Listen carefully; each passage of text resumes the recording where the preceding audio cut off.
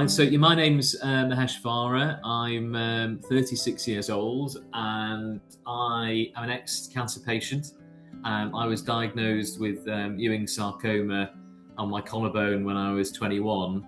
And then sadly I had the misfortune of actually having Ewing Sarcoma when I was 8 years old as well. So I'm actually a relapse patient.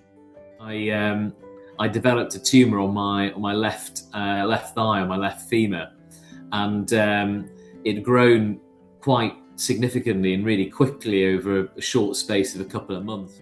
For context, the tumour was probably size of in terms of lengthwise, it was almost the size of my thigh, so it was quite significant.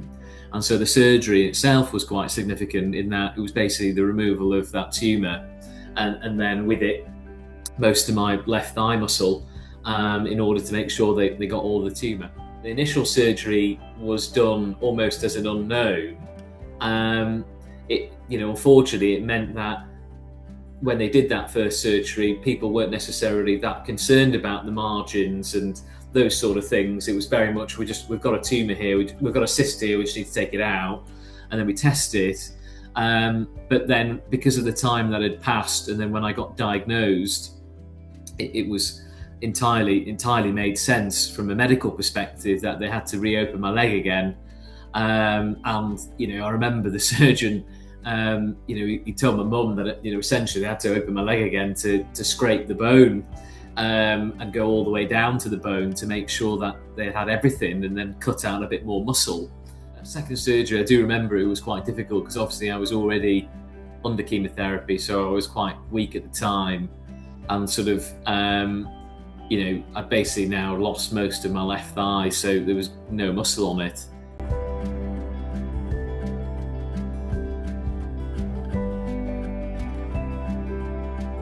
And unfortunately, I relapsed some 14 years later when I was 21, and it was with the sarcoma, and I'd got diagnosed again with Ewing sarcoma. At this time, it had presented itself on my collarbone. At that time, the only way to actually sort of crystallise that conclusion was to take a tissue biopsy.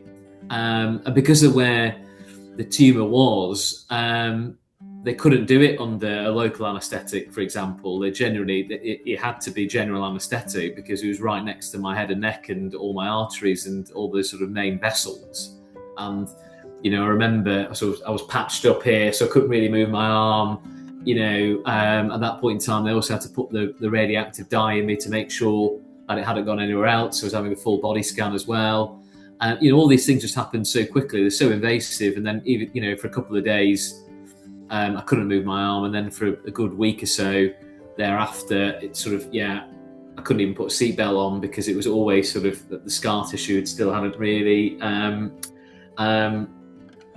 healed.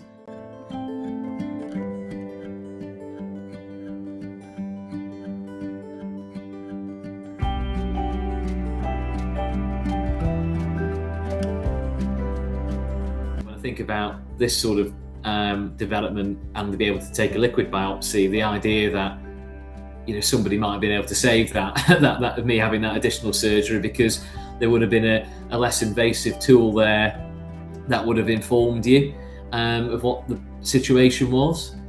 This particular research in liquid biopsies is a testament to that, because in my view it's a general game changer.